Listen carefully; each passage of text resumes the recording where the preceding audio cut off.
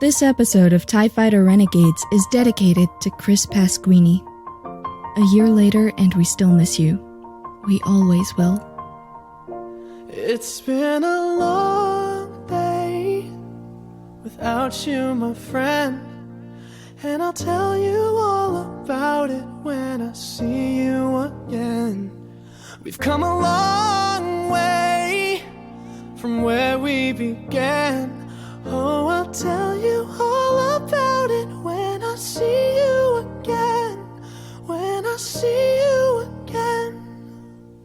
It's TIE Fighter Renegades, a Star Wars podcast. Woo! The man of tomorrow is here. I know you've been waiting for me because it's time for a little TIE Fighter Renegades, and that means you weren't just waiting for me. You were waiting for none other than the man, Robin Freebeard. Woo! Robin, welcome to the show, man.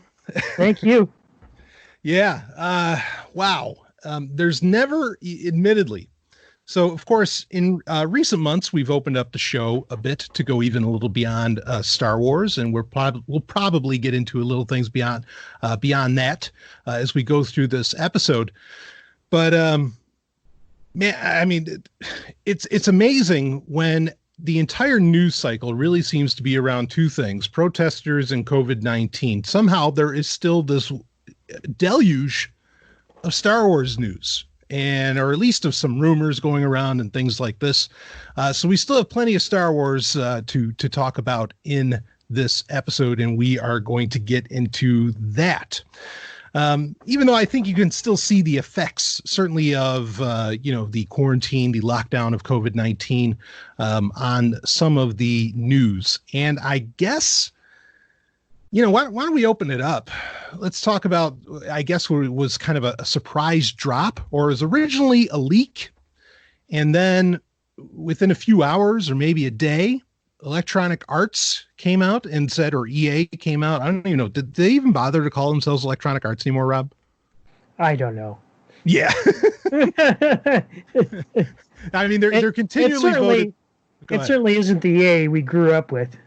No, because they used to put out great shit. I mean, yeah. Well, anyway, I mean, it's continually voted like the worst company in the world. I think, in fact, in the world globally, it even beats Comcast. So take that for what you will. But anyway, it was leaked that there was going to be a new Star Wars game. And I think they even had the artwork, if I'm not mistaken, for Star Wars Squadrons. Yeah. And then within a day or so, they said, oh, we have an announcement coming. And of course, everybody then knew what it was. I don't know that the leak for Star Wars Squadrons was something planned by EA. I mean, it's kind of... Let's put it this way. They obviously had it ready to go because they had a trailer ready. They had an artwork. You don't put together a trailer like that in 3 days. Yes. So that doesn't happen.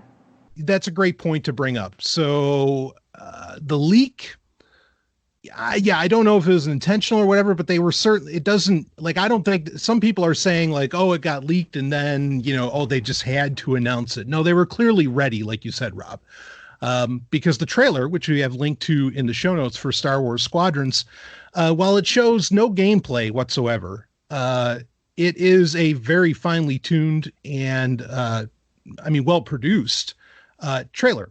And, it is, I guess, cinematic footage from the game, not full motion video, but, your CGI fare. I guess I'll ask the question, Rob. I mean, watching it the first go round, it goes a couple minutes. What did you think?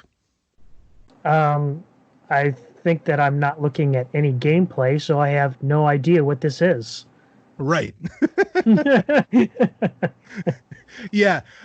And they did get called out by that on social media and YouTube and so on. It's like, gameplay or shut the fuck up. You know what I mean? Like, yeah.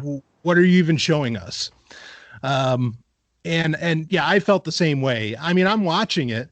I can certainly make commentary about what's in the trailer overall. But I'm watching and I'm like, no, show me what the fuck this is. Like we still really don't know. And I don't think, I know there have been some more details that have come out, but not a whole lot. And most people were basically thinking, well, even what we're being led to believe this is, it's basically just like the starship battles within Battlefront 2, and they just turned it into like a solo game. I mean, it was created to generate hype, and it is doing that. I mean, sure. I see no lack of people kind of putting their hopeful speculations into what they think they hope it might be. But right. I have a feeling a lot of those people are going to end up being disappointed. But I could be wrong, because I was wrong about Fallen Order. But we'll get into that, because there's some other stuff to talk about with this. Sure, yeah. Well, I mean, to round out talking about the trailer, well, I'll tell you one thing that I was impressed by. I mean, we do see that's pretty much a CGI wedge, right? That we saw. Yeah. Hera was there too. Yeah. Which that was a nice touch. The music, damn, do they always do? I mean, Disney really always does phenomenal work with recomposing John Williams stuff for Star Wars trailers. And I always find myself actually one day, hopefully they will release like a trailer music album for Star Wars. And because they used actually your favorite piece of Star Wars composition, Rob, they used the asteroid field, I think, for that, which I thought certainly was great music to what was happening within the action of what we saw. I have no problem with what I saw, in the trailer. I mean, and EA's done great trailers. Like, boy, I'll tell you, the first trailer for the Old Republic, the MMO, that was nuts. Like, I still keep that in my private Star Wars collection, where I'll watch that every once in a while, because that's some of the best fucking lightsaber action you're ever going to see in your life. And I mean, really, really epic. Especially that shot when the Sith landing ship opens up and all those red lightsabers light up. Yeah, right in the darkness. There's just red lightsabers everywhere, and then you have like Mandalorians jetpacking around, blasting Jedi. I mean, it was awesome. If you ever want to see a great trailer for a video game, there you go. But of course, there's no gameplay there, just like this. So EA can cut a great trailer. I'm not going to deny that. Though I kind of wonder, I'm wondering if there's a little bit of a curse here, because I thought the trailer for Fallen Order was pure shit, but the game ended up being pretty good. So I wonder if EA if they make a great trailer, the game's going to suck ass. If the trailer sucks, it's probably going to be a great game. It might be one of those things, right? Yeah. But I mean, for what was in the trailer, okay, nice. But like you said, there's no gameplay there. So, I mean, that's what I can say about it. And again, we really don't know what's going on. I mean, it looks like we're basically going to get, 5v5, squadron battles, right? 5 versus 5, and all of this. And I mean, if that's the gameplay, because it certainly doesn't look like it's going to be any kind of, really in-depth flight simulator akin to, X-Wing or TIE Fighter, or X-Wing Alliance. If it's just this, basic squadron battle, it might not be basic, but it's certainly not a flight simulator. I mean, does that interest you at all, Rob? Well, I don't know, because I mean, I have heard that this game is going to have flight stick and HOTAS support. Yep. Okay, I've heard that too, and VR support. Yeah, and which I'm less excited about, but that's because I haven't really been into VR. And in the trailer, I guess some people also noticed that there might be some, energy management, mechanic to the game. Where you, like in the old X-Wing games, where you would, manage your shields and lasers and stuff like that, and people. So, here again, it's not gameplay, so we don't know. Right. Yeah. But I mean, if it is what, based on what you're hearing about it, I mean, is this a game that you're in any way excited for? Well, before I learned more about it, I was cautiously optimistic. That's what I'll say. My first reaction to the trailer was one of cautious optimism. Mm-hmm. Now, granted, and we heard also that there's going to be a single player component to this game. Right. I can't imagine it, EA being involved, like after already being burnt by Battlefront 2, and there's going to be more to talk about that soon. Yes. That the single player game isn't going to have much to it. And I'll just say it straight up. X-Wing versus TIE Fighter, the original game, I think, was it from 99 or 98? My least favorite game in that series. Because it was basically all online, right? Yes. Yeah.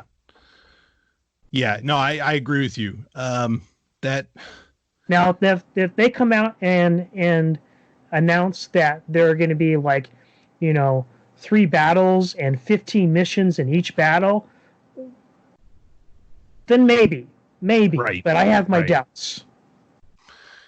Yeah, and I mean, with EA's history, we can't really be confident in expansion packs either, which, by the way, TIE Fighter, X-Wing, and etc. all had over the years. Expansion packs are dead. You know that.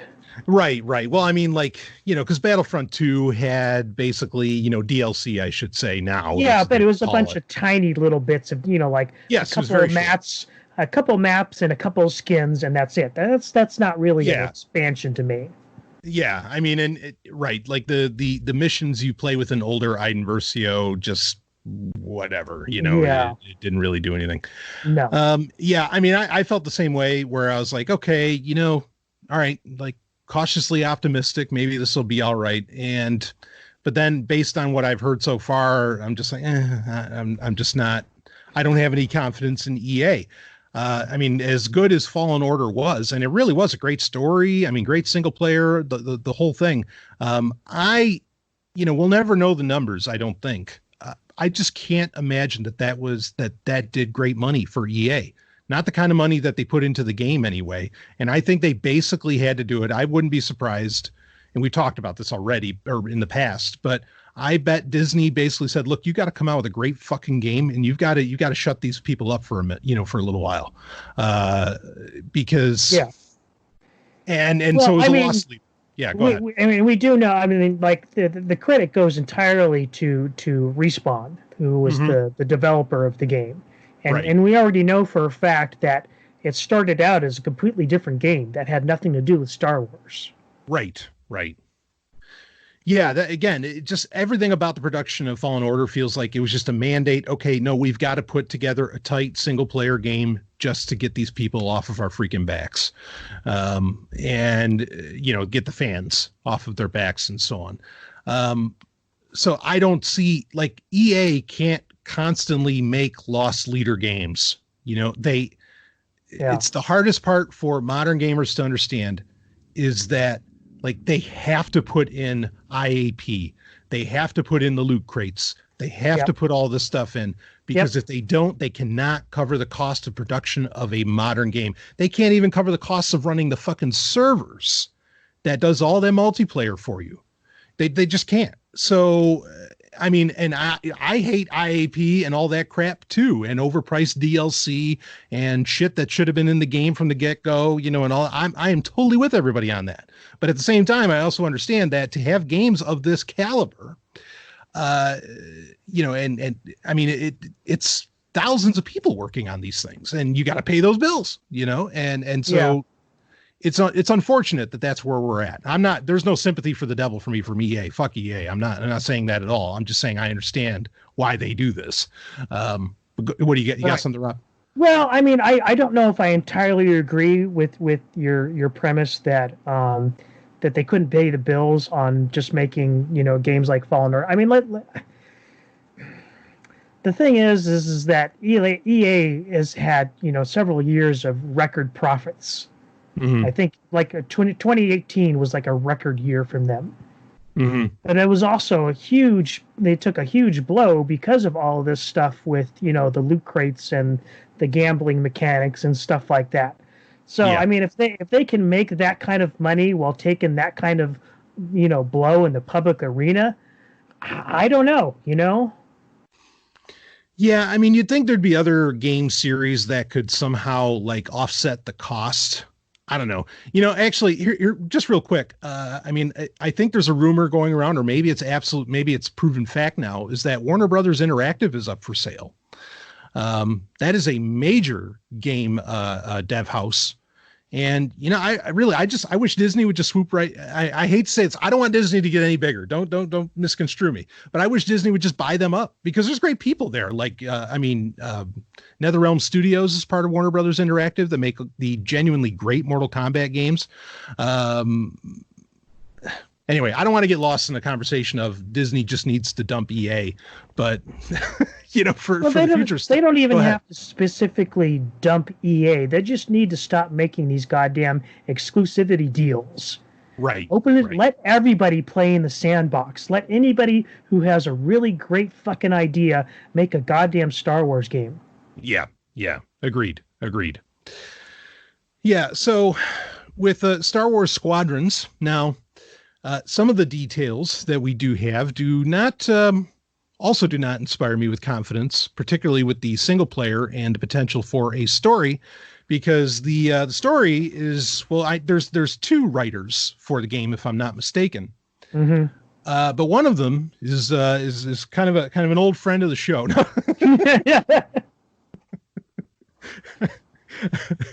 Not really a friend.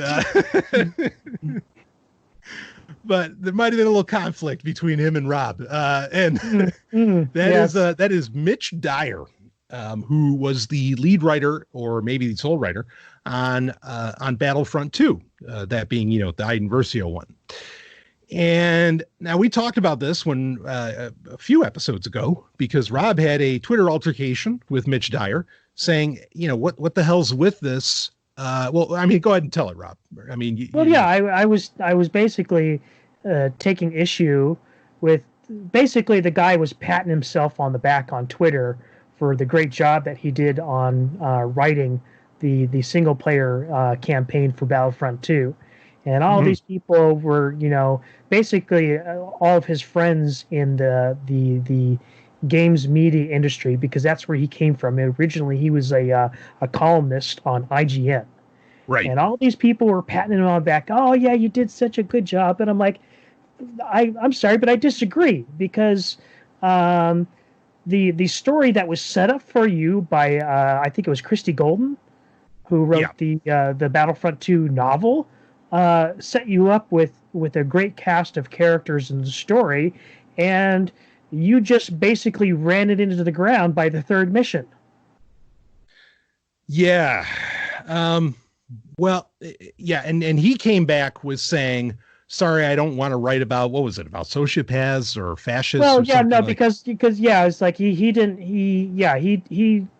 want to, write anything from the Empire's point of view, or he didn't think, well, at first he came back, he said he didn't think it could be done. Then I said, point out the game from 1994, that being, the TIE game Fighter that this show is named for. Yep. And his retort was basically is that he didn't have any, interest in, writing fascist fiction. Yeah, exactly. And we talked about all this, and of course, where he's like wildly wrong. And I mean, to prove the point, TIE Fighter, as we say often, is on pretty much every top 10 list for PC games. If they're covering not just the modern era. I mean, it's just on every single fucking one. If it's not number one, it's usually number two, but it's definitely in the top 10. So obviously people really enjoyed that fascist fiction, or it's not fascist fiction, but whatever. Anyway. So it was found out that he is writing this, and again, he went on Twitter to basically pat himself on the back for being the lead, one of the lead writers on this new game. Right, exactly. So yeah, apparently this guy is just in constant need of, positive reinforcement from his, from the stadiums out in Twitterverse. Yeah. So here's the thing. Okay. Now, the popularity of the game TIE Fighter alone speaks for itself. Okay. And basically says Mitch Dyer is dead wrong about not wanting to come from an Imperial perspective. Obviously, there are people who love that. Okay. And frankly, whatever perspective a game comes from, if the gameplay is great, it doesn't really matter. Like if the game is that solid. For example, Colony Wars. Okay, real quick, and then I want to read some. I actually took some notes here, but real quick, Colony Wars, which was a trilogy on the PlayStation 1 back in the 90s. They're flight sims, very deep. They're fantastic. They're great games. You spend the entire first game, multiple discs, which was rare at the time for a PlayStation game, as a certain group, and you think you're part of like this league that is fighting for freedom and everything. You get to the second game, you find out you were playing the bad guys the whole time in the first Colony Wars game. That takes nothing away from an incredible flight sim experience, that being Colony Wars. And I would still, to this day, recommend everybody fucking play that game. And I mean, it's one of the reasons I still have a PS2 around, is so that I could play Colony Wars every once in a while. That none of that, like, a great game is a great game, just like a great movie is a great movie, regardless of what the hell's going on. I mean, Metropolis is a plan for fascism, sure, but guess what? Everybody should fucking watch it. It's I just, this argument is lazy on his part. Now, I want to kind of prove the point, and because I was looking at the YouTube comments. Not that that's necessarily a bastion of enlightenment on the internet, but I was looking in the YouTube comments for the Star Wars Squadrons trailer from the official EA page. And we've got, I'm just going to read a select few, but I assure you they are representative of many, and you can go to the link in the show notes and find out for yourself. So here's the first one. Let's see. Developers, you get a view from the Empire side and you fight against the rebels. Me. Finally, we get a game with the Empire's point of view, the game. After the third mission, you join the rebels, me, and then it's just like a placid face, right? And let's go to the next one. I swear if they pull some Iden Versio switching to Rebels BS on the Empire campaign, like, just tell a story from the point of the Empire and leave it at that. You have so much potential for interesting and deep Imperial characters. Don't just pull and then they were good guys. Next one. If this is going to make, this is great. This is a good deep cut and proves the point even more. Just saying how many fans there are of playing the Imperial side. Here it is. If this is going to be one of those games where I'll read it. Okay, here we go. They should make an anime where the Empire pilots are totally owning the rebellion as a kind of prequel. Would probably get millions of views. Now, you got to know what that's referencing, but I mean, and the thing is that there was a fan-made anime. Yes, and by awesome. A guy named Oda King, if I remember correctly. That's it. Yeah, it's Oda King. And it's a few minutes long. It's awesome. It's the Empire kicking the shit out of rebels, and in space. It is dynamite, and yes, it has millions and millions of views. Now, do I think that there's millions of fascists out there because they enjoyed and viewed and watched this Empire thing? No, of course not. They just appreciated great art and great the coming together of those pieces, and it's awesome. You watch it, anybody watches. I don't care if you're a fan of the Rebellion or what faction you're a fan of in Star Wars. It's just dynamite work. So I thought that was a great cut. But again, it proves the point. Go ahead. I wonder what Mitch Dyer thinks about the 501st, the cosplay group that does charity events, and they dress up in stormtrooper armor and Imperials and TIE fighter pilots. Like, who have been featured by Disney themselves. Yeah. Right, exactly. Are these a bunch of crypto fascists out there, trying to spread the quote good word to sick children and whatnot? Yeah, exactly. And we continue on with just a couple more comments, just to drive the point home. Let's see. If this is going to be one of those games where I'm forced to play as the rebels after 2 missions, I'm not going to be happy.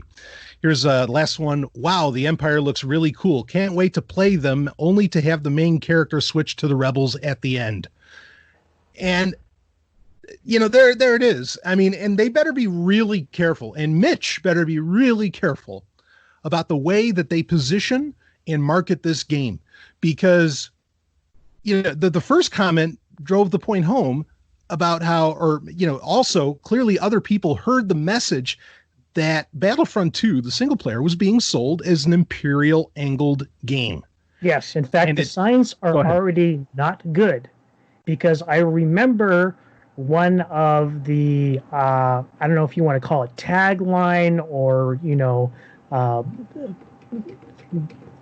lines that they used to promote the game back for Battlefront 2 at Star Wars Celebration several years ago was they used the line "heroes on both sides."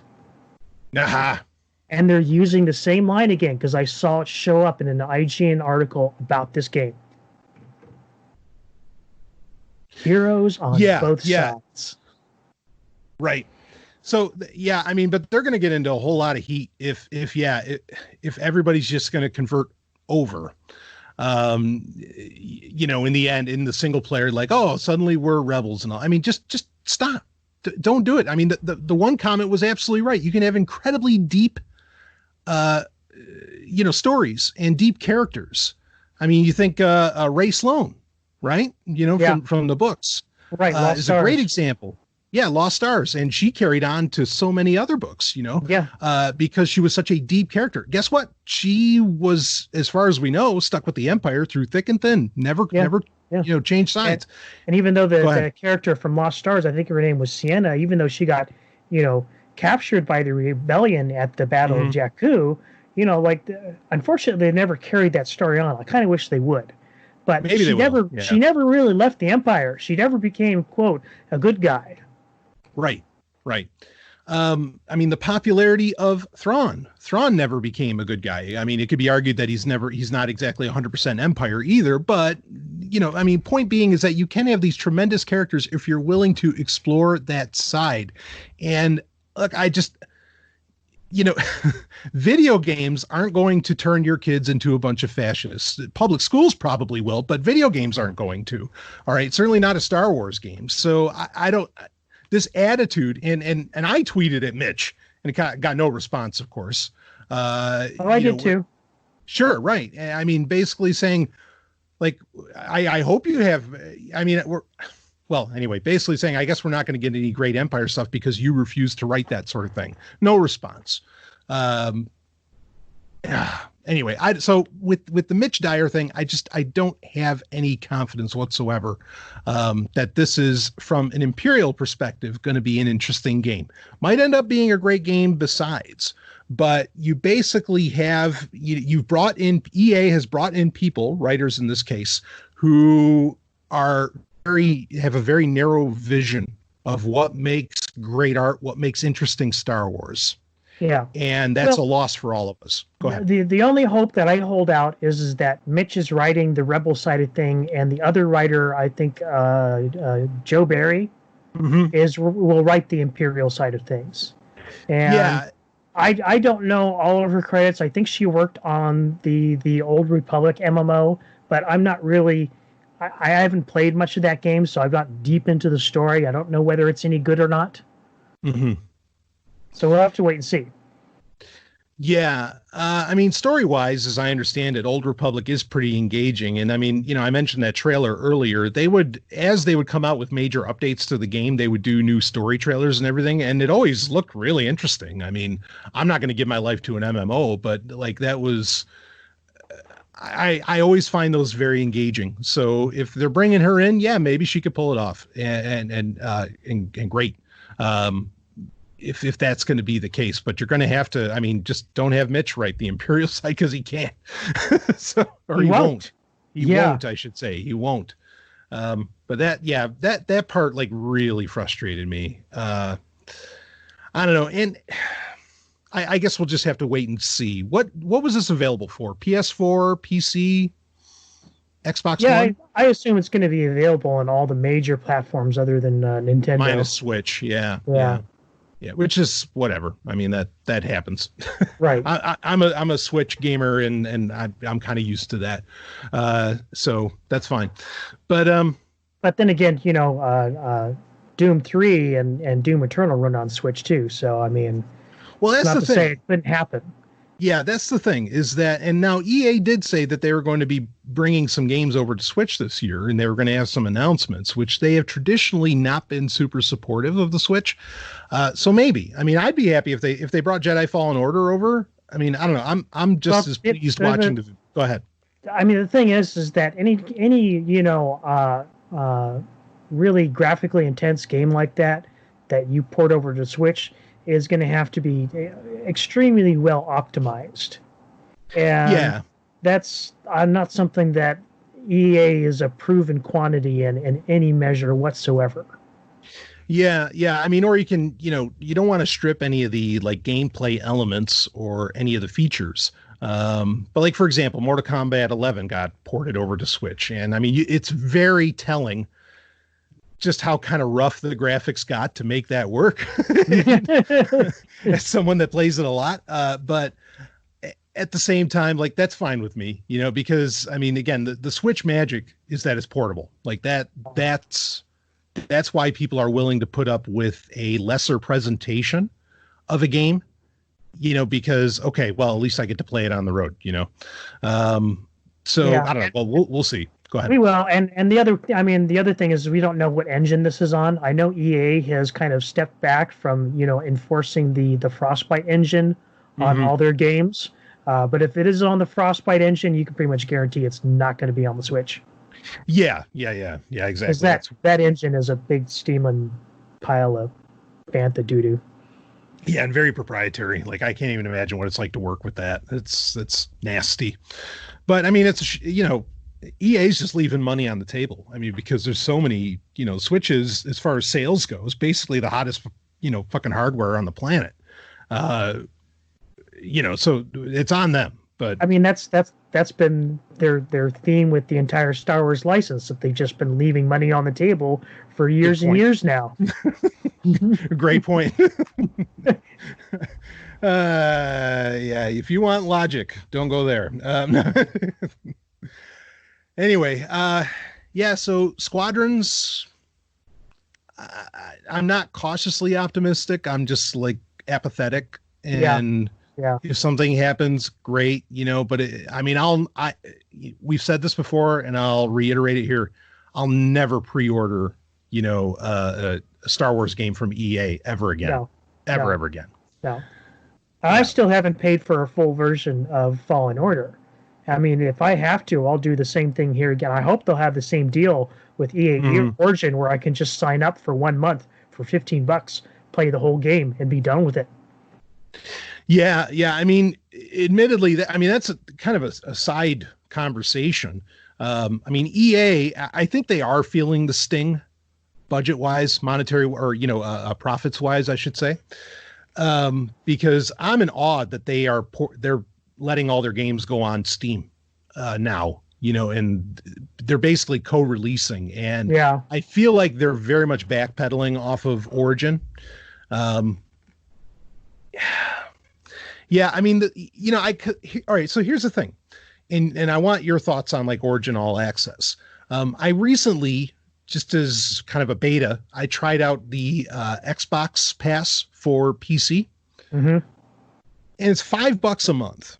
They start you off for like $1, and then you can cancel and whatever, but it's $5 a month after that. The catalog of games that you get access to, I mean, it's amazing. It's really impressive. Age of Empires, Streets of Rage 4. I mean, all the Halo games. I mean, most of like the modern major hits that you can imagine, stuff that, I just look at it and I go, for $5 a month, and that, equates to what, $60 a year, the price of one game, and I get to play all of these. I mean, that's actually a great value. I can't believe they're getting it is. Yeah. I mean, Microsoft, of course, makes their money in plenty of other ways, so I'm sure that they can afford to undercut the competition, because what was Origin All Access? I know you got to do it for free, but it's $15. Yeah, it was $15 for. No, I didn't do it for free. I did pay for 1 month. Oh, okay. In order, all right. Because they do have a lower tier one that I don't remember how much money it is, but you don't get access to the entire EA catalog. So that's kind of stuff like it's mostly all their older games or stuff from just a couple of years ago, but you don't get the stuff that comes out that day. But with the $15 a month subscription, you get everything. Yeah. I mean, what did you think of like the game selection? Did you think it was worth the price? I mean, obviously you're not sticking with it, but go ahead. Right, exactly. I only had it for 1 month, so it wasn't really a huge value proposition because EA's catalog isn't that big. Mm-hmm. When it comes down to it. Yeah. Unless you're really into, what is it, the Battlefield? Yeah. Yep. Yeah. That's about it. Yeah. Yeah, I don't know. I got to tell you, like that Xbox Game Pass for PC. I mean, $5 a month. Like that's Yeah. It's stupid the amount of games. Go ahead. It is. There's a really weird thing going on in the games industry right now. It kind of started with Steam sales, kind of bringing down the perceived cost of games, and now Steam has the Epic store, literally just giving away games. Well, wait, Epic is a separate one, right? Yeah, that's saying. Right. That's Steam's like biggest competition right now. It used to be GOG, and even GOG wasn't really that big of a competition for them because they were doing mostly classic games at the time. But yeah, Epic is they're just going away. They're literally giving money away. They've had huge discounts so big that publishers have temporarily removed their games from the platform because they don't want to lower the perceived value of their product. Yeah, so fun. Yeah, see, we could get into a huge conversation here, but so I see this every once in a while where Epic Games is offering, get this. I mean, what do they have? Grand Theft Auto 5 or Grand Theft Auto Online or whatever, and you can get it up a couple months ago, and was it Deliverance Kingdom Come, which was a huge medieval RPG game. They gave that away. Right, huge AAA games. And when these games are still basically in their prime, games that regularly cost $60 or more. I mean, that's what you have to do to compete or to become a new player in the game platform space that Steam is in and that consoles are in and so on, to try and be taken seriously, I think. Well, but I mean, I do think there's other ways to go about it. I just think that that Epic is going the quick and dirty route. It is quick and dirty. Yes. Okay. Now, the funny thing with me is I hear every time that this happens, and I refuse to make another fucking account. I mean, and I'm not knocking anybody that made an account. I totally understand the appeal. I really do. I even look at my GOG account and my Steam account, and there's so many doubles, as it were, like games that I have on both. And it's not just because GOG was giving games away, which they've done, where if you have it in your Steam library, they'll give it to you for free. Again, same MO or whatever. I have so many games to play. I know. I cannot live long enough. I can't. I will admit it. I do have an Epic account. I haven't bought anything on the store, but I've taken, a good chunk of their free games just because, what the hell not? But you know what? It does have a psychological effect in that, there was a time when I was excited to play, Deliverance Kingdom Come or Grand Theft Auto 5. And you know what? I've had those games for months now, and I haven't installed them yet. Right. Because my perceived value of those games is what I paid for it, which is $0. Yeah, absolutely. I hear that. And that's, that has ramifications that go across everything. Like the amount of music, I'll just say it, the amount of music that I download compared to what I actually get the chance to listen to. I mean, it's insane, and we could go so far with this. I know I keep saying that, but really, this has massive ramifications. But bottom line being, I don't want another account, and again, I don't begrudge anybody for opening up, an Epic account and getting their hands on those games. I mean, they're great games. And I mean, they've got it, like Epic and others have got to be seeing the writing on the wall with Stadia and xCloud and so on. As far as like cloud gaming services that are really subscription services, unless they're just trying to hook everybody in and then sell them on a subscription service. I don't like it, but I think subscription services of some type within video games, I think that's absolutely the future. I will avoid and sidestep that future, but it is the future for everybody else, and I get that. And even like I mentioned, the Xbox Game Pass, why wouldn't you? The reason I was willing to try that out is because, I already have a Microsoft account, so I'm not, it's not really adding anything in that sense. But well, I mean, it is a logical progression from where the video game industry has come from. Mm-hmm. You know, it started out with, online services, and you had the option of hosting your own servers. Right. And they took that away from us. And now we don't have control of the servers, and it's online. You know, you can only play the game multiplayer through their servers. The next step is to even have single player games with an online always component to you, where you always had to be connected to the game company's server, the publisher's server, in order to just play the single player game. And then you have all this live services and DLC and and the biggest games or this Fortnite shit. It's just a logical. You can see where this is all leading and where it's going to. And you're absolutely right. It is the future. Yeah, I mean, and what bothers me though, and I recommend people do this. If you have a Twitter account, if you don't have a Twitter account, don't open one. But if you have one, okay. There's an account called Delisted Games, and all this Twitter account does is keeps track of when games get removed from any of these platforms. Okay, any of these games, and it's not just like streaming platforms, like Stadia, but it's platforms like Steam or Elite or whoever, where they, or Epic, where they will, they'll remove a game from being able to play it. Now, if you bought the game, you usually still get access to it. I don't think that's always true. And I'm not going to get into the story around GOG where I think they pulled something like that. Even though GOG gives you like actually all the install files and for the most part is DRM free. So that kind of negates that problem anyway. Regardless, you should look at this account. It is. It is a very useful account just on the basis of the fact a lot of times they kind of get early warning about when these games are going to be delisted. And sometimes you can go out and get them and they'll even be on sale at the time. Right. Like I remember picking up the remastered DuckTales game on Steam before it was taken down. Great game. Yeah. Yeah. So, check this out. But it should bring you pause.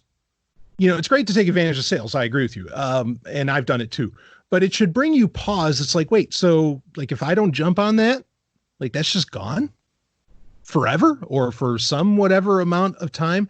And I just think it shows a major hole in these gaming platforms like Steam, like Epic, like EA, like GOG, whatever, where this is the thing. And a lot of and you'll see the conversations on this account where people are saying like, okay, we're trying to figure out why this happened, because there's times where you can explain why a game got taken down, but then there's other times where it's like, wait, why do this? This doesn't make any sense at all, and it is a weird thing, that it happens, and I don't like it. It's down the memory hole, right? And another prime example of this, they don't even have to delist the game. Great example of this, the tie-in game for the movie Tron Legacy. I forget the name of it, but Tron Evolution. Tron Evolution, yeah. Yep.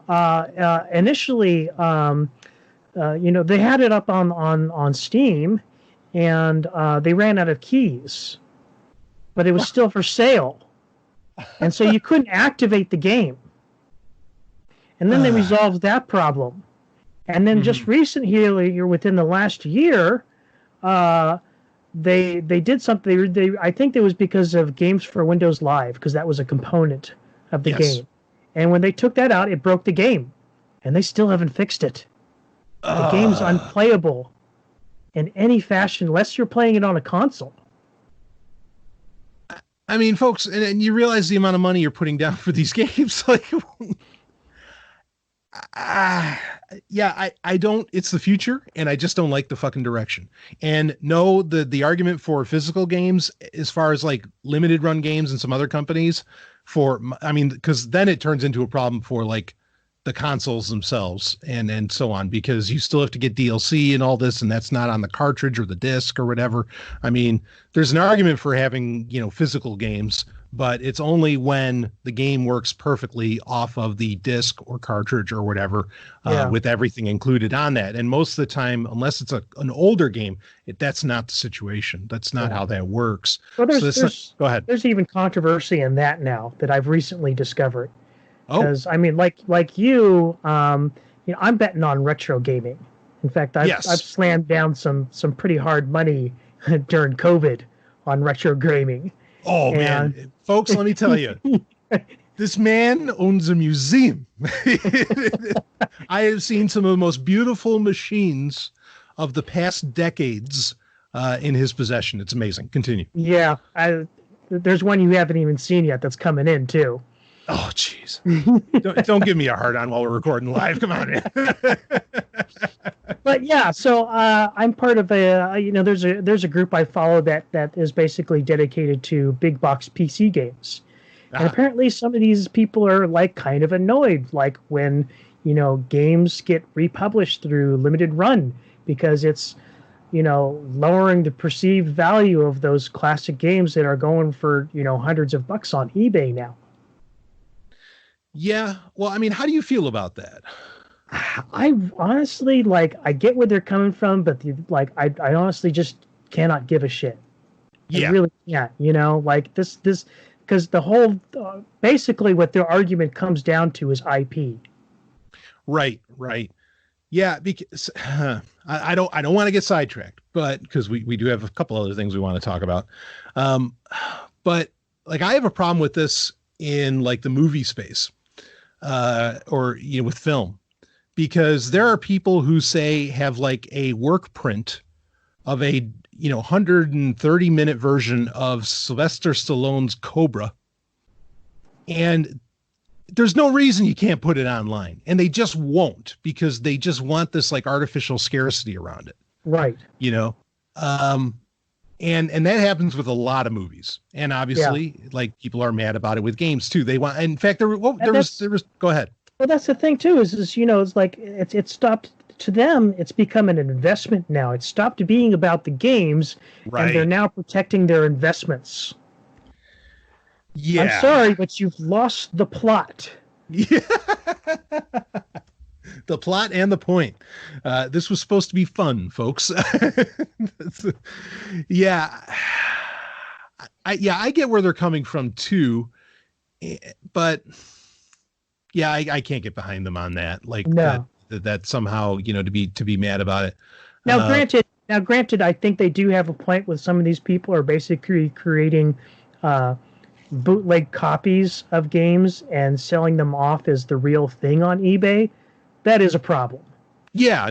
I mean, especially, that can be a problem, right? If you're not getting the genuine article like you want, that can be a very if you're real being issue. Deceived. But there are also people that are making reproductions, and they're specifically saying this is a reproduction. Oh, I don't see a problem with that. And people are trying to make this, historical argument about it, and I'm thinking, no, wait a minute. People buy replica historical artifacts all the time. Right. This is a thing. This is a legitimate thing. Yeah. I mean, we can't all have, statues of Pharaoh Akhenaten, because there's only 5 of them. So we got to make replicas if we want them in our house. And if I ever walked in a house and somebody had one of those, we're going to have a conversation. But I mean, I do this with PlayStation 1 and PlayStation 2, because I can think of plenty of games. In fact, a lot of times you get where they do the reproduction of the Japanese version, and they'll bake in the homebrew English translations into a physical disc. And that's an improvement upon the model. Police Knots is one example of that. And I love that. I buy from, they're on Etsy and all over the place, even though people have been kind of going after them for that. I think as long as it works with Free McBoot, I don't care. Great. Right. I think that's phenomenal. I mean, would you argue against what Terra Onion or Analog are doing with making, consoles or components for consoles that allow you to play all of the ROMs in perfect emulation? No. Why the fuck would you do that? Yeah. Yeah, you know what it feels like? Here's what it feels like. Everybody's just lost sight of the point of video games. You know, like, I mean, from the developers to, I mean, just, Yeah. it's turtles all the way down. Not the games, dummy. Yeah, right. It was supposed to be fucking fun. And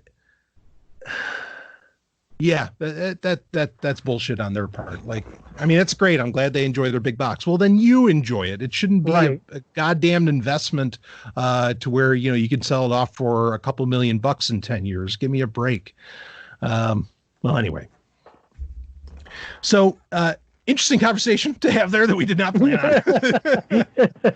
But that's why I was glad that we opened up the format on the show so that we can get into this kind of shit, you know, and it fits. Speaking though, actually, I guess if you want to shift gears, Rob, I mean, basically Star Wars Squadrons, maybe.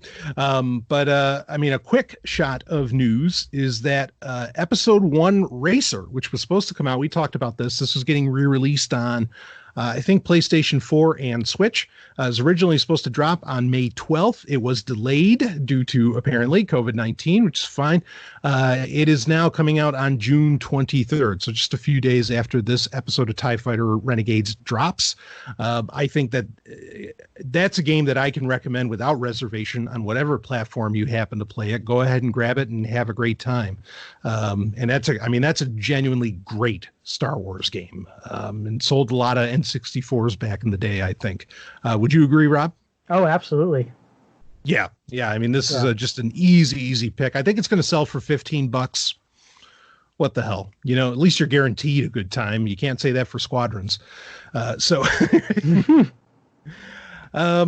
guess to get into a couple other things quick. I did read, it came out earlier this month in June, and I know, Rob, you're going to be reading it, so we'll save the big review for a later episode. But E.K. Johnston's sequel to Queen's Shadow, which was a surprise great book that came out in 2019. I was completely surprised that it was great, but of course that speaks to the strength of the character of Padme. This is a direct sequel, and it's also a direct prequel to a prequel. It's a direct prequel to episode 1. I mean, and it runs concurrently when it gets later on in the book with episode 1. I can recommend this book. I think it's a fine book to read. It's definitely the best Star Wars book I think we've gotten this year so far. Not that there have been a whole lot throughout 2020 for varying reasons. But I think it's a great read. We'll get into a deeper review later on, but if you're hankering for some Star Wars novelization, this is one to go. And the audiobook is actually read by the woman who did the voice work for Padme in the Clone Wars series. And it really, it definitely brings the book far more to life.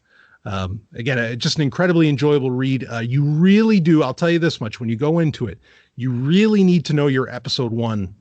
Like, you need to know that movie pretty well, which I was surprised by, because normally a novel that is even anyway attached to a movie holds your hand a lot, as to where this one basically expects you to know exactly everything that happened in episode 1. And it has later on scenes that intersperse with what's going on in the movie of episode 1 itself. So it's kind of an attempt, I think, maybe to add some texture and richness and color to the movie of episode 1, which I think some people would probably think is a fine and dandy thing. And if you're one of those, this is definitely a book to pick up. You don't need to read Queen's Shadow to appreciate everything going on here, but because it has a lot to do with Padme's election into queendom. But very worthwhile read. There's some real surprises. We'll save it for the bigger review, but I mean, there are some very, very big surprises, not just Star Wars related, but just like literature related that I didn't even realize before. So I think anybody that picks it up will enjoy it. So very worthwhile read there with E.K. Johnston's work, Queen's Peril. Got another, actually, there's the Alexander Freed, the sequel to Alphabet Squadron, is coming out this month as well. I will give it a listen, but not feeling too hopeful about that. How about you, Rob? That's going to be a hard pass for me. The last one was so terrible. Yeah, I don't know if I could stomach that again. I mean, and it's so long. Like, yeah, it's such a lengthy book. I don't know. Well, anyway, we'll see. We'll probably talk about that in the next episode a bit. But some interesting news, or at least some rumors, is that there are a lot of shows being planned by Disney for Disney Plus, and particularly a lot of Star Wars shows. Of course, there's a lot of shows getting planned for Disney Plus. It sounds like Disney Plus is a success. Have you gotten that gist, Rob? I guess. I mean, I know The Mandalorian has been a success. They consider that a success. Yeah. I don't know that any numbers have been published, and I doubt they ever will be. But apparently it's proven its viability at this point, and they're willing to go all in. Yeah, I mean, I don't get the same vibe of, they don't know what they're doing or they're concerned, which is a vibe that I get from CBS All Access, which of course is doing their major rebrand. Yeah. Yeah. They're pushing that hard too this week. Oh, with that Star Trek United? Yeah. Yeah, it's very bad. It's not. We might talk about that in a little bit here, but God damn it. Anyway, so there is a rumor from LRMonline.com. Take that for what you will. Apparently, they have a contact at Lucasfilm who has gotten access to the state secrets that are only printed out on typewriter. However that works out, and so take these with a grain of salt, but I do think that they are interesting. I mean, the gist that, and I'll link the article in the show notes. There's going to be a couple of them. The gist that Disney wants you to have new Star Wars coming out all the time. I believe that. I think they firmly believe that they need to do that, especially for Disney Plus to continue to be viable and successful. Would you agree with that, Rob? Yeah. So I don't doubt that attitude. Whether or not the shows that this person apparently was told are in the works are happening, that's a whole other conversation to have. Right. But the planned shows here, and actually it's more than just planned shows. It's like an actual vision. It's a plan, all supposedly being masterminded by Dave Filoni. Now, when I hear that, it makes me feel like, okay, this is just what we all want, but that doesn't mean that that's what Disney would do. Right. It almost sounds too good to be true that they're letting Filoni have his own little, integrated universe with all of these live action shows. How do you feel about that part, Rob? I mean, yeah, if Dave Filoni is basically going to be like, what's his name from Marvel? I'm okay with that. Oh, if he's like the Kevin Feige of... Yeah. Mm-hmm. Oh, I'm okay with it too. I just don't know that... I just have a hard time believing that Disney would do the right thing. But maybe. Yeah. I mean, the thing, like, well, these aren't new. Some of these are not new rumors either. They've been floating around for at least a month or two already. Sure. And on it, like, yeah, that's the thing. I don't want to like fall prey to wishful thinking. The other rumor that I don't know if they mentioned in these articles that I've heard is that we're not going to get another Star Wars, feature film until 2024. Which, whoa. Yeah, I mean, honestly, they need to take a break. Oh, I agree. They need to step the fuck back. Yeah, I agree. They need to take a break, but that seems like, I don't know. I have a hard time believing Disney would think that that's a good idea. I think it's a good idea. You think it's a good idea. Most people you ask probably would think it's a good idea, but Disney, that's interesting. Yeah. Okay. Well, yeah. So take this with a grain of salt, but I mean, let's break them down. The supposedly leaked or planned shows. Of course, one of them is The Mandalorian, which that's not really a leak, like we know right. How well that's doing. Go ahead. I think they included that because it's supposed to be The Mandalorian is supposed to be part of this Filoniverse. Star Wars Filoniverse. Yeah. Okay. No, I mean, that makes sense. So the second show on the list is the Ahsoka Tano show. Now, while I would love for her to do a Johnny Carson impression, I assume that's not going to be the type. No, I'm kidding. I just want her to have Darth Maul, have a seat with her, you know. It's like, so Maul. You know, anyway. Tell us about Savage. No, but Ahsoka Tano is confirmed. Of course, we talked about this in the last episode of TIE Fighter Renegades, is confirmed to be in season 2 of The Mandalorian. Right. So it being a launching pad for her own show, I think that makes all the sense in the world. I could believe it. Yeah. That's what I was thinking too, is that her appearance in The Mandalorian is basically going to be the big gateway to her having her own show. Right. And this is just a fan winner. I mean, if you're looking to win over fans who even, you know, slightly younger, who perhaps grew up with the Clone Wars, you know, and thought it made sense when Jar Jar would come on, you know, then I think this is just, why wouldn't you? You know, even if it's just a limited run, like, do it. So I think that's kind of believable. A Boba Fett show, I want it myself, but I don't know. What do you think, Rob? I kind of want it. The thing is we already know that there was going to be a Boba Fett movie at one time. Correct. Right. And my long-standing theory was that they were going to take story elements from the canceled Star Wars 1313 video game and turn that into a movie of some kind. And I was all for that. And there was some credence to those rumors because Kathleen Kennedy, you know, said that she was aware of the game and that they still had plans for that content in one form or another. Mm-hmm. But unfortunately, you know, all that stuff happened with, which is Josh Trank. Yeah. And, you know, that movie got canceled. I don't know that, like, if this is true and then there's going to be a Boba Fett show, I don't know that this is going to have any lineage with that, though, because I don't see how any of that fits in with this timeline of this Filoniverse, because it all seems like it's going to be taking place within this period of 5 years after Return of the Jedi. Yeah, so, okay, a couple things. It's a great point. I mean, now, has it been confirmed? Has it been confirmed that Boba Fett is going to be in season 2 of The Mandalorian? No, it's been rumored. Yeah, I think it's been heavily rumored. And there's been casting rumors about it too, because the guy who plays Jango Fett, right, is been cast apparently. I don't know that that's necessarily been confirmed, but that's out there that he has been cast. Okay, so I could imagine where if Boba Fett is in season 2 of The Mandalorian, where they would do like a show that leads up to whatever the hell he's doing in season 2 of The Mandalorian.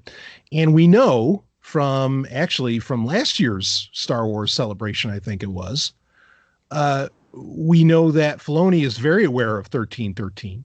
Right.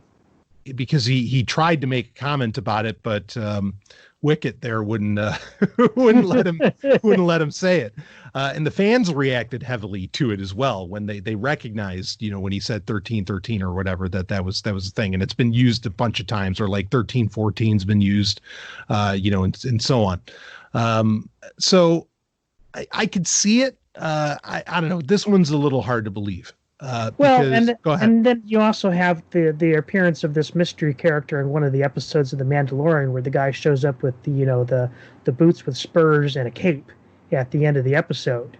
Oh, right, and takes away what's her name? Ming Na. Yes, yeah, exactly, yes. That could get interesting. That could be Boba Fett. That could be all kinds of things. Yeah, once again, you could have where the Mandalorian is going to be basically a jumping off point for a lot of the stuff we're talking about.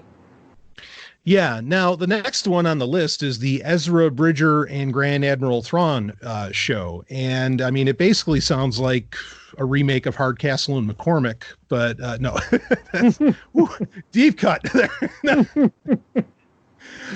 Great theme song though. Anyway, but this one, I mean, this is just a no-brainer. This has obviously been planned since Rebels, right? There's been rumors floating around about this one too for a long time, and I don't think this is actually going to be a live action. I think this is the next thing to come out of, you know, Lucasfilm Animation. Yeah, I agree. I don't see where this. I just can't see this fitting in, or them doing live action with this. Right, Because and we know, go they're ahead. not doing anything right now because we've confirmed that they've wrapped up Clone Wars, and there aren't any plans to do more. So Right. Yeah, it's the most recognizable way to, especially for newer fans, to see Ezra and Grand Admiral Thrawn. I think there would be too much. It'd be too much of a shock to see them in live action. You've got to develop the characters more in the new canon and with the new somewhat of a new fan base or a younger fan base. I think to really make that happen. Now, you did link me to another article from the same website where the claim is that this show is going to take elements from Timothy Zahn's original Thrawn trilogy, beginning with Heir to the Empire. Mm-hmm. I mean, I think that could fucking mean anything because, frankly, Rebels took elements from all that, like the Yusumari, Right. and so on. We know Filoni loves the EU, Right. Like there was one point where he was going to put the Yuuzhan Vong into Clone Wars. Yeah, oh boy. I mean, I love Filoni, and he can do whatever he wants, but Disney dodged a bullet with that one. yeah, I agree. Although go ahead. I mean, Filoni, in my opinion, is proven his ability to basically turn any old turd into solid gold. He's got the Midas touch to a degree. So I'm not saying that he couldn't do something with it, but yeah, it is kind of hard to imagine. Yeah, I mean, I didn't like. I enjoyed a lot of the new Jedi Order books, where the Yuuzhan Vong were the main villain. But I mean, the critique that the Yuuzhan Vong were basically space Muslims and were meant to be derogatory in that sense is not unfounded. And so that's part of why I say, like, I mean, and I think Filoni would introduce them in a way that maybe was more respectful or a little bit different. But yeah, Disney dodged a bullet with that one. I don't know if they're ever going to bother to touch that again, good or bad. So Right. Anyway, yeah, I mean, what do you think about elements with from the original Thrawn trilogy? How do you think that's going to take any kind of shape? I mean, I don't know, but it's inevitable. Like I said, knowing the depth of Dave's knowledge of Star Wars past and just all of the things he has to draw on and to make his own. Like I said, it's inevitable that eventually they were going to get around to drawing upon that body of work. Yeah, absolutely. Now, I guess we can go to the next show, and then I want to kind of talk about them on a broader scale. And the last one is just a new character show, and they don't know what it is, but apparently it's I'm guessing they mean that it's a totally new character that we've never experienced before, which it could be a character that, hasn't been seen in live action yet or in some other, video form. Right. So, I mean, fine. Either way, like I'm fine with all of that. I'd be fine with them taking the risk of creating a new character. Obviously worked pretty damn well with Rebels. Let's do it. Yeah. Live action or animated. I don't care either way they want to go. Now they did at the end of the article, they did mention that Obi-Wan is apparently still on, and they didn't put it in the list and part of the Filoniverse because it's going to be a one-off. It's going to be, right. And which that's fine too. I'm okay with that news. And that's something that's been mentioned before is that this is the Obi-Wan is basically going to be like a mini series. It's not an actual TV show. Once it has its run of however many, 6 to 8 episodes, that's it. Yeah. I mean, and that makes sense for a lot of reasons. I mean, you've got to be able to afford Ewan McGregor for one. And I think being as limited as you can keeps you from tarnishing one of the last remaining really beloved characters. And a character that really hasn't been tarnished at all, in my opinion, with anything that Disney's done in Obi-Wan Kenobi.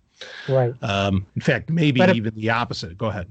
But according to Ewan McGregor, they will be sharing production assets with The Mandalorian in terms of, like last time we talked about the volume and that technology, behind The Mandalorian. Apparently they're beginning using the same stuff in the Obi-Wan series.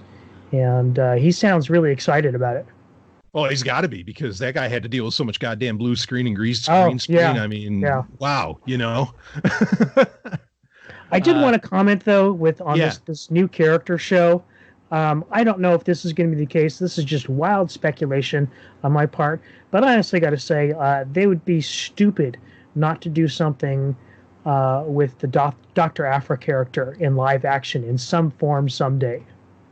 Yeah, now this is interesting because she is getting a jump to, I'm glad you brought that up, and I agree with you. And I think they are grooming this situation because in July, and this came out of nowhere, I didn't see any announcement for it or anything, and I keep an eye on these things.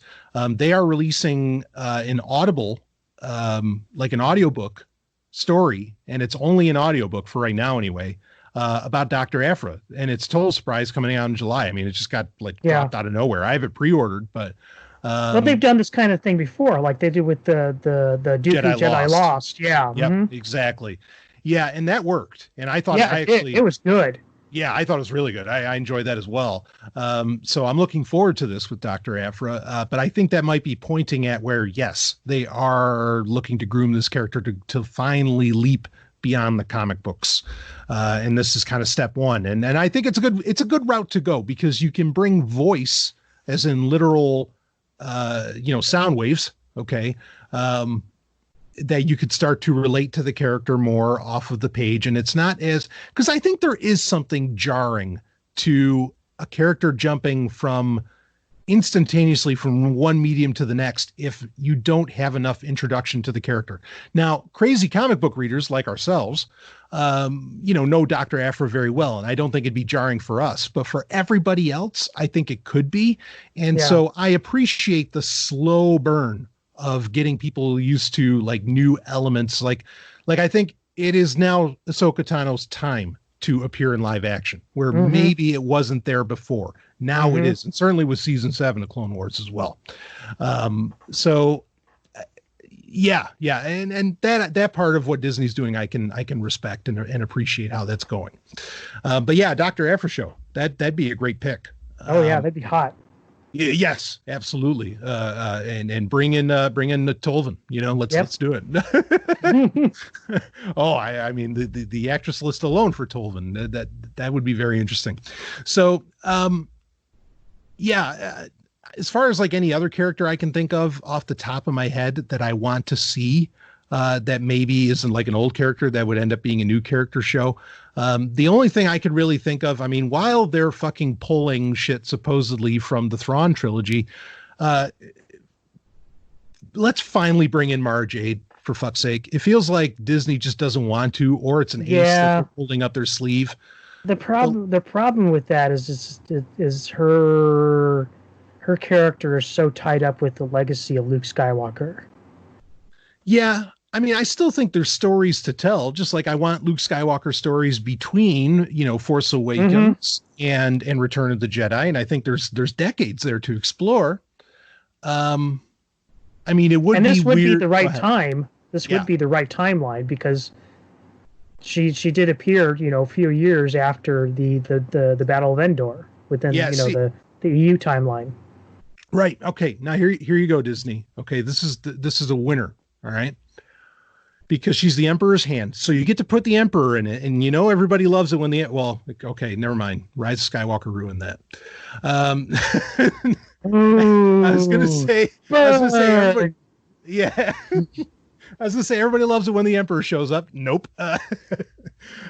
When he's planned to show up, the Emperor does well. You mean like when he announces himself to the universe and lets everybody know he's coming? In Fortnite, yes. But only when he does it in Fortnite. Anyway, okay, let's just run with it.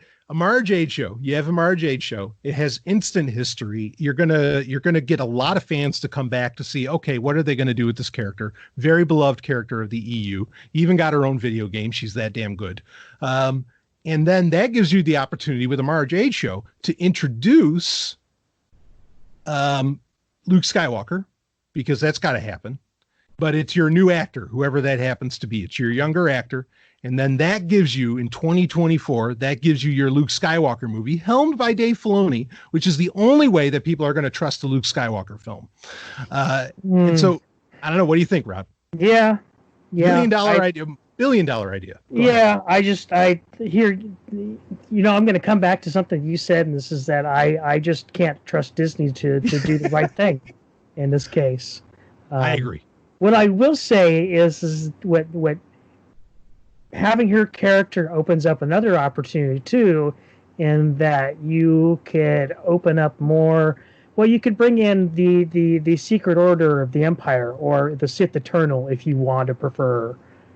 Oh, wait, aren't we supposed to get an Exegol show? Isn't that something happening? I haven't. That's news to me.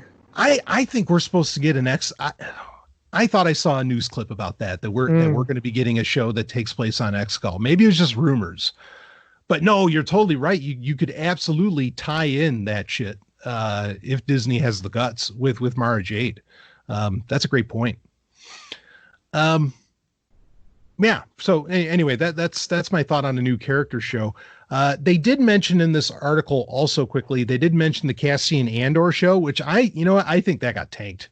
I mean, are they in pre-production? I thought that they had already filmed it. They filmed it? You might be right. You absolutely might be right about that. I think it's in post. It's in post. I was amazed. They said that they are doing like all post-production for Mandalorian season 2 from home. Yeah, like because Bob Iger talked about it in his interview with the Star Wars show and everything. I mean, like they're counting on that to generate some more interest for Disney Plus, because that's supposedly the next show up. Well, okay, so we got a story from April 12th, 2020 that had 6 weeks of pre-production before shutdown. So that's where we're at. Okay, so they shut down during COVID. Yeah, I mean, if they only have 6 weeks of pre-production, I don't know, man. I could see where they would can that. I mean, you're getting very far away from Rogue One to where I think people would even care. Do you get what I mean? Like, this show really should have came out after within a year of Rogue One coming out. Right. Well, that was the weird thing about that too, is because when they had that interview with Bob Iger talking about it, he didn't even refer to it as the Cassian Andor series. He called it Rogue One 2. The Rogue One sequel. He didn't say Rogue One 2, but he called it the Rogue One sequel.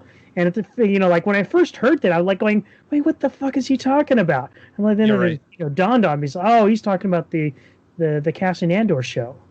See, that's the thing. Like, this was a show that I feel like was meant to appease, because a lot of even people who are very critical of Disney's run of Star Wars a lot of us have all said, I mean, and I agree, like Rogue One's awesome, or it's good. Anyway, it's very good. Probably the best Star Wars movie they've done. Mm-hmm. And so I feel like that was a announcement to appease that crowd. Yeah. And to get that crowd excited.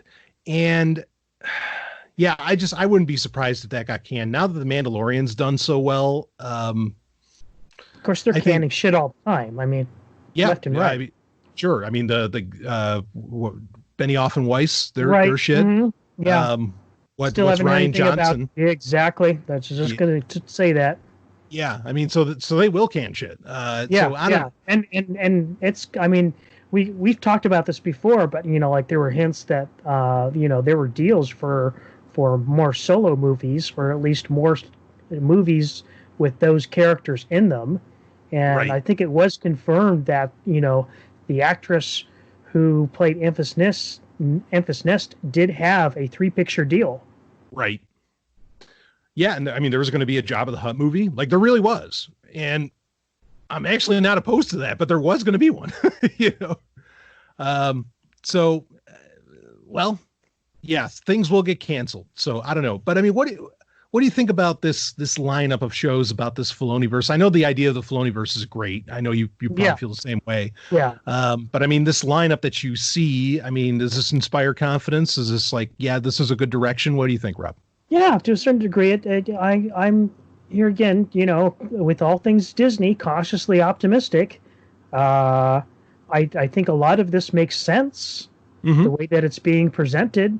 No brainers. Yeah. Yeah, exactly. So even though we don't have any confirmations, and we preface this by saying take it with a grain of salt. It's all very plausible. You could logically deduce how, like I said before, that the Mandalorian could be the jumping off point for a lot of these shows, and you could easily, like, a lot of these write themselves, right? Especially the Ezra Bridger and Grand Admiral Thrawn. I mean, like that's already like halfway written in our brains anyway. Yeah, agreed. Yeah, I mean, and that's just something that needs, I mean, it's just this thread hanging that needs to be taken care of, and it's so tantalizing. Yeah, I'm with you 100% on that. And, a thought just occurred to me very quickly. I'm just going to say it as far as a new character show that I think would be that could actually generate a lot of heat and a lot of interest. I think we don't know the ultimate fate of Sabe, right? From right now, she's in the Darth Vader comic. Right. She's a main part of E.K. Johnston's Queen's novels. We don't know if she's dead or alive come post Return of the Jedi. I think basically they already contract Natalie Portman anyway. Did they really? I mean, not with Star Wars, with Marvel. Okay. Right? Yeah, you're right. Yeah, because they're making a Thor movie with another one with her, right? Where she's like Asgardia or whatever the hell. Well, she's taking over the role of Thor. Yeah, like she did in the comics. Right, which is fine. I'm totally fine with that. Right. Even though I don't give a shit about Marvel. I think that's great. So so Disney already does deals with her. They can already write her a paycheck. I would love a Sabe show. Or you know what? Bring in Keira Knightley if you can. I mean, those are both huge names. I was say, why go with Natalie Portman when you can go with the real deal that was in episode 1? Right. Have Keira Knightley come in. I mean, she's doing I don't know, her movies aren't exactly like the biggest things going on right now. I think people still recognize her name. I mean, exactly. Yeah, you got real name recognition there. I think that could be a real winner, and would be a great continuation of the legacy of Padme. In fact, I would think she would be more eager to do it than even Natalie Portman, because I know Natalie Portman does not have fond memories of Star Wars. Exactly. Whereas Keira Knightley probably could use a boost to her career right now.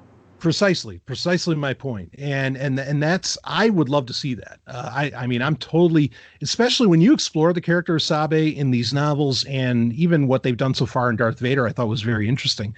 If she survives, I think it, and actually there's other handmaidens too. So, take a pick, I guess.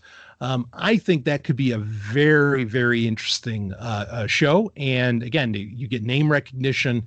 There's just a lot of press that could happen around that, and I'd be on board for it. So, well, once again, Brian, you're making way too much sense here. You have to put a stop to this, logic and good ideas. God damn it! See, if you have good ideas, you can't get in Hollywood. Like, that just doesn't happen. or into the games industry. Yeah, or you can't get into the exactly. Oh man. Well. Actually, to play off of that, let's segue into our picks of the episode here. Ooh, and I'm going to segue in this. I'll start off with mine, Rob, and then we'll get into yours, because yours is actually a mystery to me. It's very rare that I look at something and I go, especially something that maybe I think Rob would pick, and I go, I don't know what the hell that is, and I don't think I know what the hell this is that Rob's going to talk about. Yeah, it's pretty obscure. Sure. So I love it. I'm going to get a little education here myself. But my pick of the week, speaking of how to do things right after the fact, okay, or how to continue a character and do it right, unlike, say, Star Trek Picard. You got to take a deep breath every time you mention that. Or deep shit. Otherwise, you'll tears.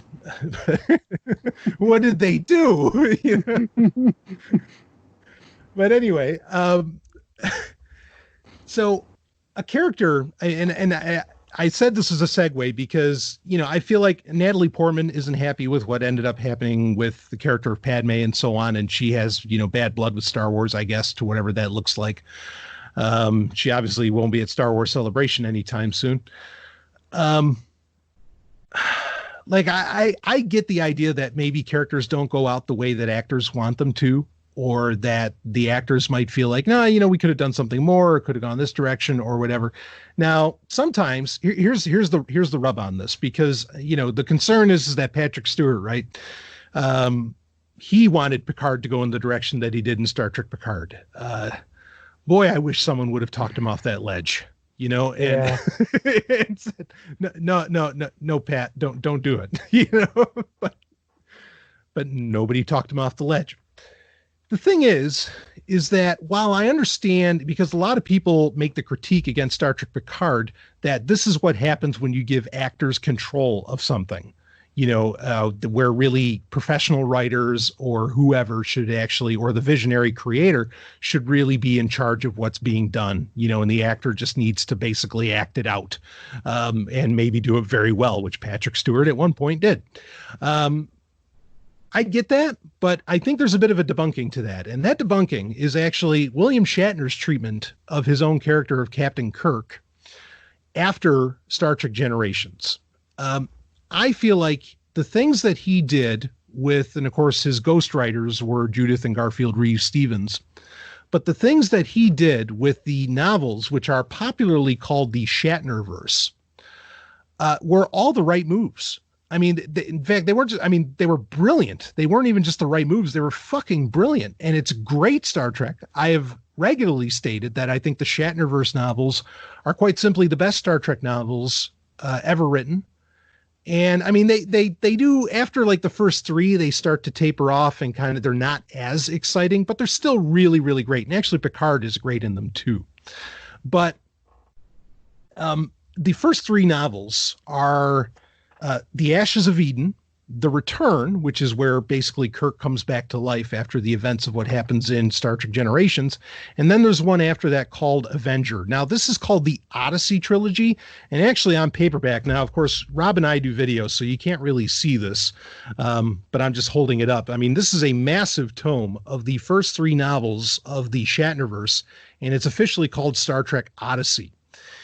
And this is just, if you love Star Trek, and if you have been very much burned, like myself, and I'm sure Rob as well, by what CBS has done with Star Trek, this is the sequel series you've always wanted. And when you get into the later Shatnerverse novels, you are going to end up with Janeway and everybody. They're all there.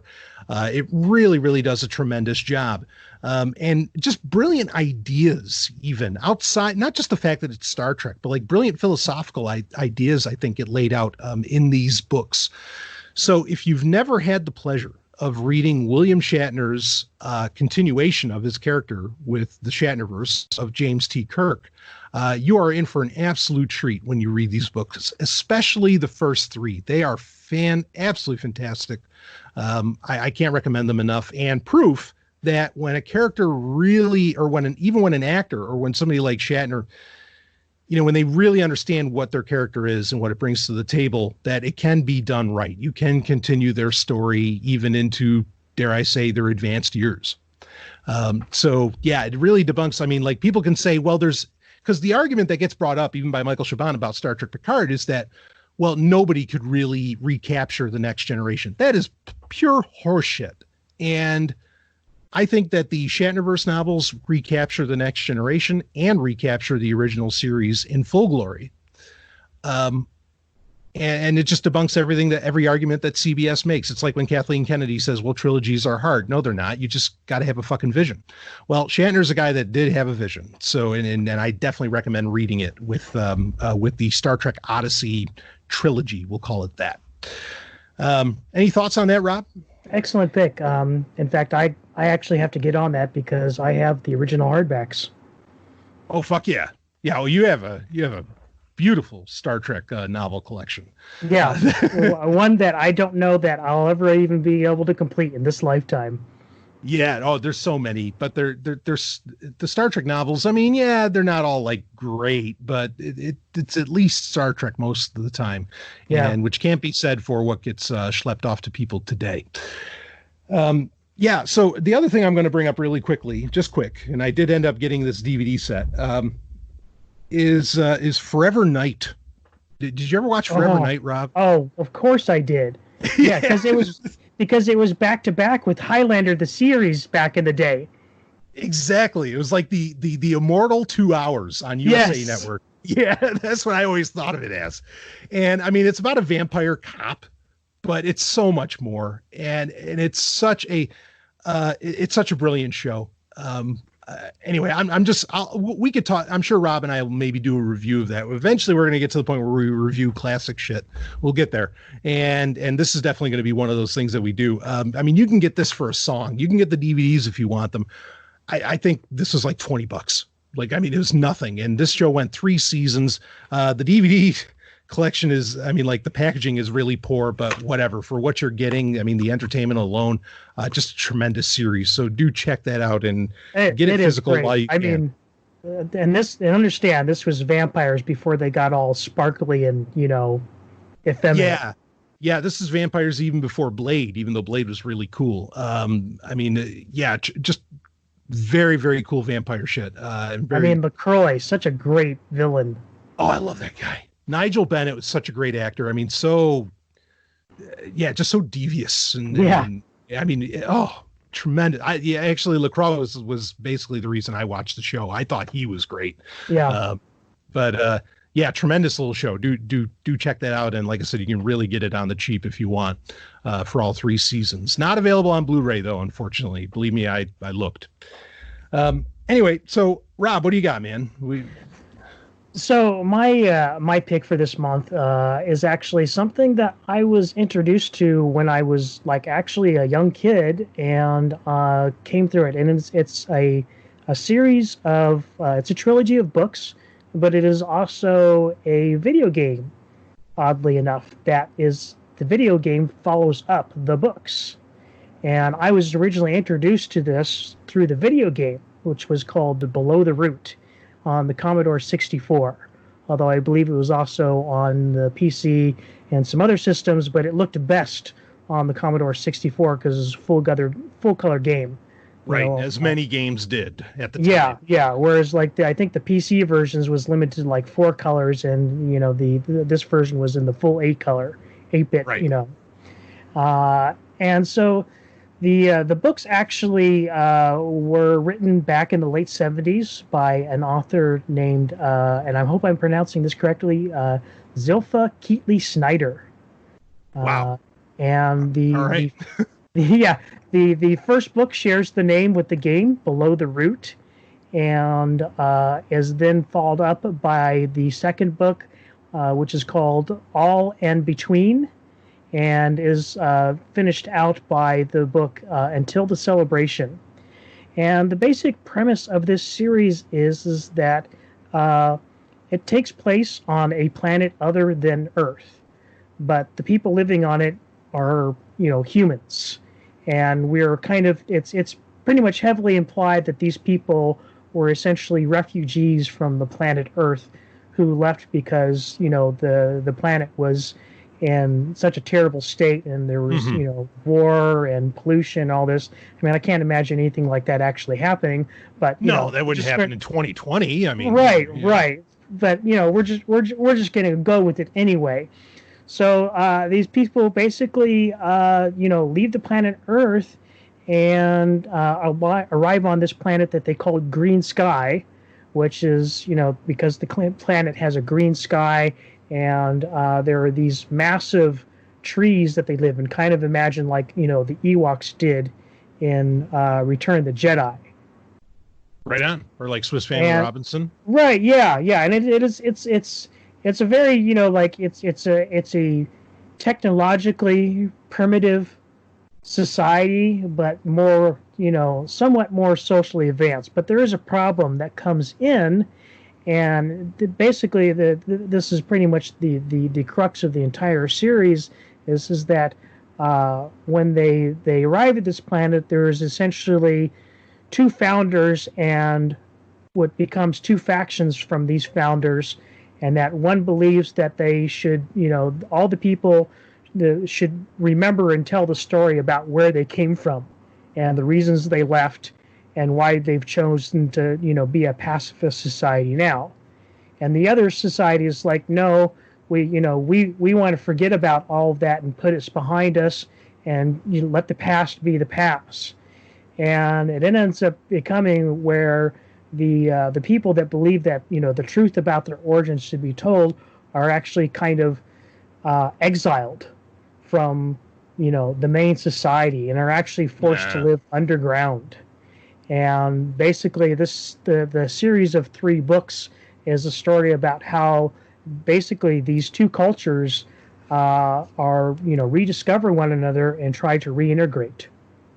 And it deals with a lot of issues, kind of like what we're dealing with now with, racism and prejudice and suspicion. And interestingly enough, by the end of the series, I just thought there was a really poignant and interesting point that it makes that has to deal with putting your faith and hope in leaders or symbols or things like that. Mm-hmm. And what happened was that the author ended up deciding to do something with one of the main characters that she ended up feeling was a mistake.